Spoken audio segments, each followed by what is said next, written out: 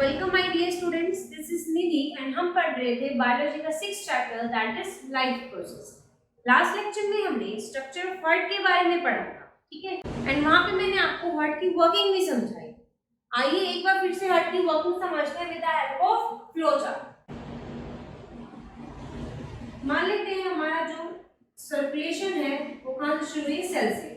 इस सेल में gases exchange हुआ है, जो ऑक्सीजनेटेड ब्लड वहां पे आया था उससे सेल को ऑक्सीजन दे दी है एंड सेल से कार्बन डाइऑक्साइड उठा लिया एंड अब ब्लड कैसा बन गया? डीऑक्सीजनेटेड बन गया, ठीक है।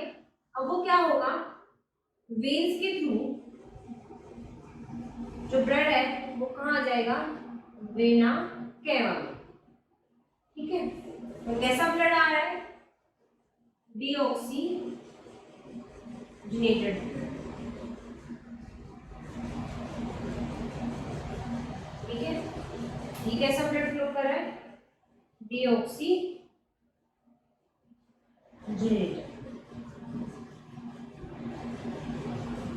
अब वेना केवा किसमें ओपन होती है? ओपन होती है राइट ऑरिकल में, जो इधर वाला चैम्बर था इसमें ओपन होती है। देन मैंने बताया था कि राइट ऑरिकल कॉन्ट्रैक्ट करता है एंड जो ब्लड है वो कहां जाता है? राइट वेंट्रिकल में।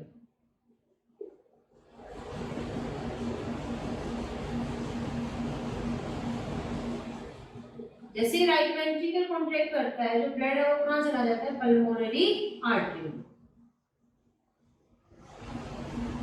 ठीक है। पल्मोनरी आर्टरी उस डीऑक्सीजनेटेड ब्लड को कहां ले जाती है? लंग्स में, ठीक है। लंग्स में फिर से गैसेस एक्सचेंज होता है। गैसेस एक्सचेंज होने के बाद जो डीऑक्सीजनेटेड ब्लड था वो कार्बन डाइऑक्साइड तो लंग की एल्वेओली में रिलीज कर देता है एंड लंग से ऑक्सीजन को उठा लेता है। अब लंग्स से जो ब्लड है वो कहां जाएगा? Pulmonary vein. कैसा ब्लड है? ऑक्सीजनेटेड। अभी तक यहाँ पे जो ब्लड फ्लो कर रहा था वो कैसा था? डीऑक्सीजनेटेड। यहाँ पे भी डीऑक्सीजनेटेड ब्लड था, ठीक है।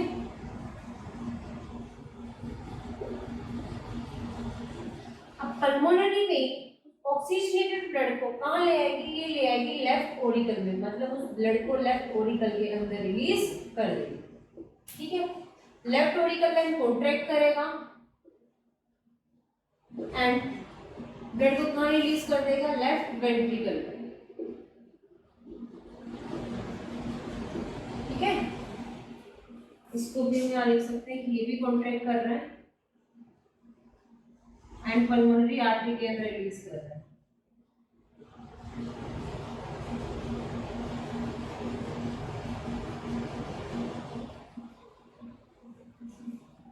अब जो लेफ्ट वेंट्रिकल है ये कॉन्ट्रैक्ट करेगा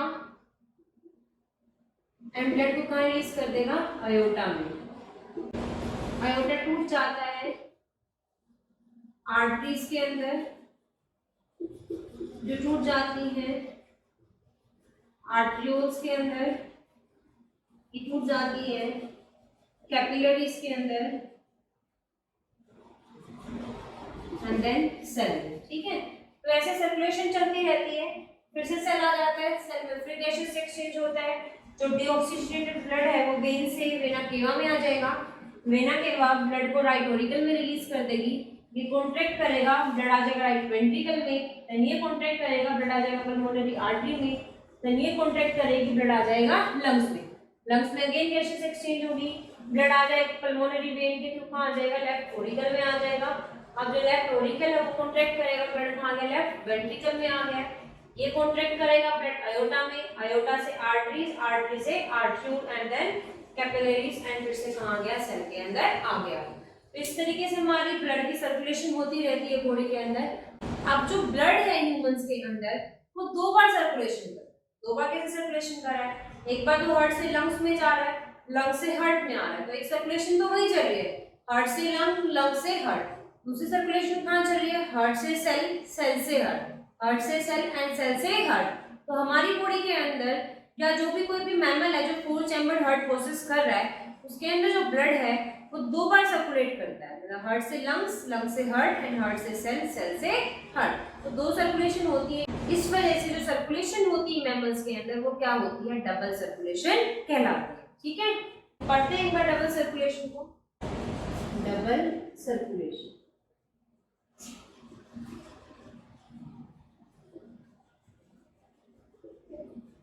अब हो क्या रहा है, जो ब्लड है वो हार्ट से कहाँ जा रहा है, लंग्स में जा रहा है, लंग्स से कहाँ आ रहा है, हार्ट में, हार्ट से कहाँ आ रहा है, सेल्स में, एंड सेल से दोबारा कहाँ जा रहा है, हार्ट में। तो यहाँ पे 2 सर्कुलेशन हुए, एक ये और एक ये, हार्ट से लंग्स, लंग्स से हार्ट एंड हार्ट से सेल, सेल से हार्ट। तो ये सर्कुलेशन होती है, इसको हम कहते हैं पल्मोनरी सर्कुलेशन।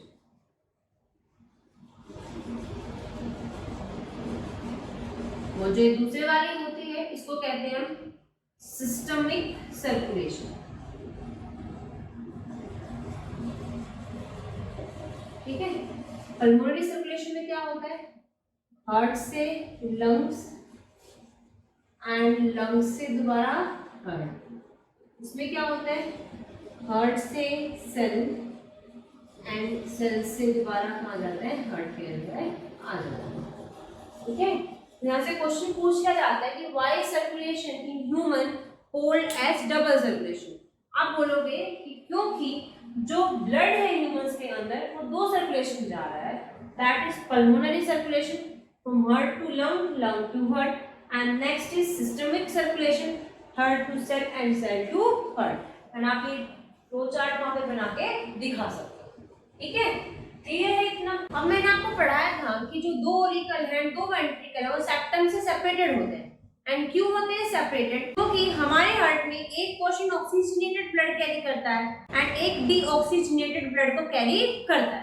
अब वो दोनों टाइप के ब्लड एक दूसरे के साथ मिक्सअप ना हो, इस वजह से जो राइट पोर्शन है एंड लेफ्ट पोर्शन है क्या होता है, एक दूसरे से सेपरेटेड होता है। अब नेक्स्ट क्वेश्चन राइज होता है कि ऑक्सीजनेटेड ब्लड को एंड डीऑक्सीजनेटेड ब्लड को सेपरेट करना क्यों जरूरी है। ठीक है, जो हायर ऑर्गेनिज्म होते हैं इनको अपना कांस्टेंट बॉडी टेम्परेचर मेंटेन करना हो, कि अगर बाहर बहुत ठंड है तो बॉडी के अंदर बहुत हीट प्रोड्यूस हो जाती है एंड बॉडी का टेम्परेचर कांस्टेंट रह जाता है। एंड बाहर बहुत गर्मी है तो बॉडी का टेम्परेचर क्या हो जाता है, लो हो जाता है, बॉडी अपने टेम्परेचर को लो कर लेती है बाय स्वेटिंग और बाय अदर मींस। ठीक है, तो जो बॉडी है वो क्या करती है, अपना कांस्टेंट बॉडी टेम्परेचर मेंटेन करती है एंड उस कांस्टेंट बॉडी टेम्परेचर को मेंटेन करने के लिए ऑक्सीजन की रिक्वायरमेंट बहुत ज्यादा होती है।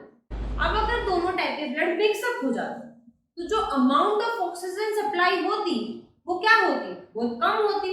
उससे तो जो बॉडी की ऑक्सीजन की रिक्वायरमेंट है वो तो पूरी नहीं होती एंड बॉडी अपना कांस्टेंट टेम्परेचर मेंटेन नहीं कर पाती। तो इस वजह से अपना कांस्टेंट बॉडी टेम्परेचर मेंटेन करने के लिए ऑक्सीजनेटेड एंड डीऑक्सीजनेटेड ब्लड वो क्या होते हैं, सेपरेट होते हैं with the help of septums. Clear है, इसी के साथ हमारी सर्कुलेशन खत्म होती है। अब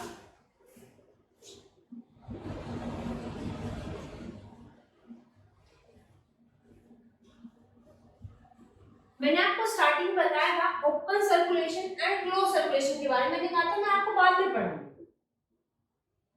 अब समझना open circulation and close circulation क्या होती है।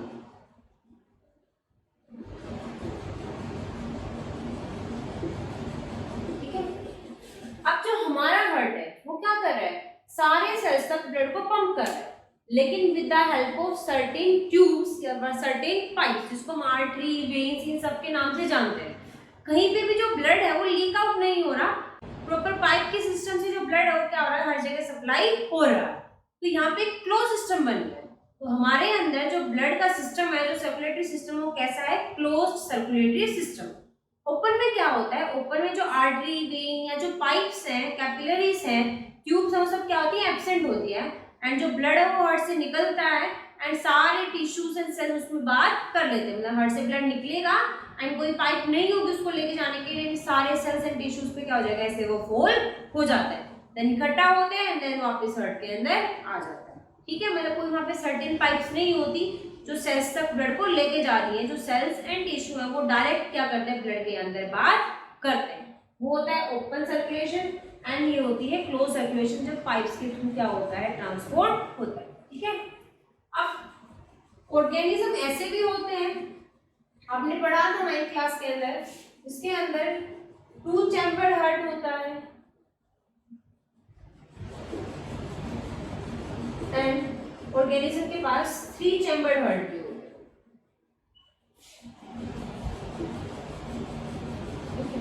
अब 2 चैम्बर्ड हार्ट किस में होता है? ये होता है पाइसेस जो फिश होती है एंड एम्फीबियंस, ठीक है। 3 चैम्बर्ड होता है रेप्टाइल्स के अंदर। अब इनके अंदर सर्कुलेशन कैसे होती है? इसमें 2 चैम्बर होते हैं, एक कोरिकल एंड एक वेंट्रिकल एंड 1 वेंट्रिकल। हम इसको खाली लिख सकते हैं। अब इसमें क्या होता है? इसमें होता है ब्लड इधर आता है, डीऑक्सीजनेटेड ब्लड, ठीक है, ये इसको पंप कर देता है लंग्स के पास एंड जो ब्लड है वो लंग्स से डायरेक्ट ऑक्सीजनेटेड ब्लड कहाँ चला जाता है? सेल्स के पास चला जाता है। मतलब वापिस से हार्ट के अंदर वो ब्लड नहीं आता, यहाँ पे एक बार ब्लड आता है वो कैसा आता है? डीऑक्सीजनेटेड ब्लड आता है, ठीक है। इसमें क्या होता है? इसमें होते हैं 3 चैम्बर्स। 3 चैम्बर्स में क्या होते हैं? 2 होते हैं ओरिकल एंड एक होता है वेंट्रिकल। मतलब 2 ओरिकल होंगे, नीचे एक कॉमन वेंट्रिकल होगा। एक ओरिकल डीऑक्सीजनेटेड ब्लड को रिसीव करेगा एंड एक ओरिकल ऑक्सीजनेटेड ब्लड को रिसीव करेगा। अब दोनों ओरिकल से जो ब्लड है वो इस कॉमन वेंट्रिकल के अंदर आ जाता है। अब जब इस वेंट्रिकल के अंदर ब्लड आएगा तो जो ऑक्सीजनेटेड ब्लड है एंड डीऑक्सीजनेटेड ब्लड है दोनों क्या हो जाते हैं? मिक्सअप हो जाते हैं। अब जो ब्लड है वो आधा ऑक्सीजनेटेड होता है एंड आधा डीऑक्सीजनेटेड होता है, ठीक है। एंड उसमें से कुछ ब्लड तो सेल्स के पास पंप कर दिया जाता है एंड कुछ लंग्स के पास पंप कर दिया जाता है, ठीक है। तो ये होता है 3 चैम्बर के अंदर सर्कुलेशन। तो आज के लिए हम इतना ही रखते हैं।